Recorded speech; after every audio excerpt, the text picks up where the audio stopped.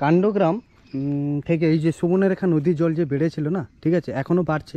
আমরা তো নদীর পাশে যেতে পারিনি। তো দেখো কি পরিমাণে এখনও একটা গ্রামে জলের পরিমাণটা দেখো, রাস্তার দেখো, আমি দেখাচ্ছি তোমাদের। এত পরিমাণ জল রয়েছে, এখনও দাঁড়িয়ে আছে এত পরিমাণের জল। তো যাই হোক, মানে গাড়ি নিয়ে যেতে পারলাম না, ঠিক আছে, এমন পরিস্থিতি। আর আমি হেঁটে যাচ্ছি, ঠিক আছে, গাড়িটা রেখে দিয়েছি ওখানে, গাড়িটা রেখে দিয়েছি। আর জলটা দেখো কত পরিমাণ জল।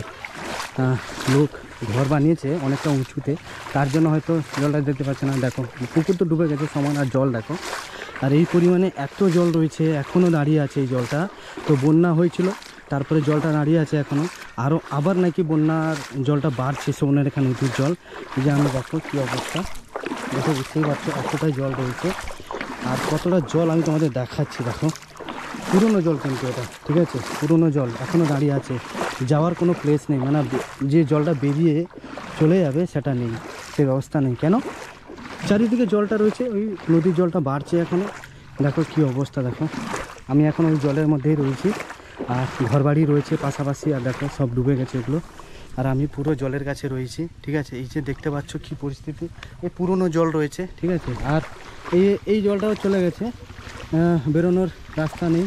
আর এটা জলটা গাড়ি যে যাচ্ছে, দেখো কতটা জল যাচ্ছে, বুঝতেই পারছো, ঠিক আছে।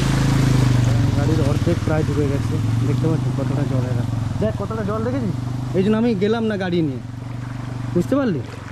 এটা এইখানে বেশি জল আছে, এখানে বেশি জল আছে, গাড়ি ডুবে যাচ্ছে, দেখে বুঝতেই পারছো এত পরিমাণ জল রয়েছে।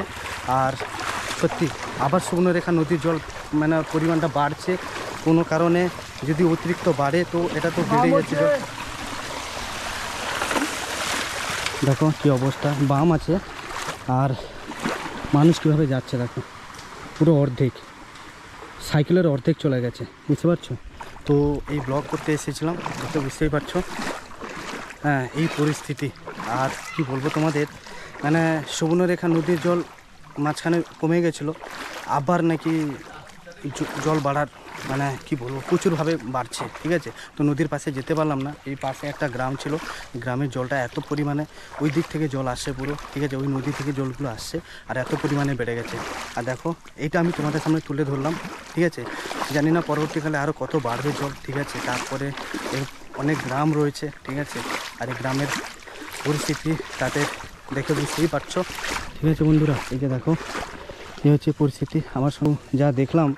যদি আবার সুবর্ণরেখা নদীর জল যদি অতিরিক্ত, শোনা তো যাচ্ছে যে বাড়ছে প্রচুরভাবে, আর পাশাপাশি গ্রামগুলো ডুবে গেছে, ঠিক আছে। ডুবে গেছে বলতে অনেকটাই জল ধরে গেছে, ঠিক আছে, গ্রামের মানুষরা বেরোতে পারছে না। তো সেই পর্যন্ত আমি যেতে পারলাম না, সরি বন্ধুরা। তো যতটুকু আমি পেরেছি তোমাদের সামনে তুলে ধরলাম, ঠিক আছে। তো এই যে দেখতে পাচ্ছ এই পরিস্থিতি।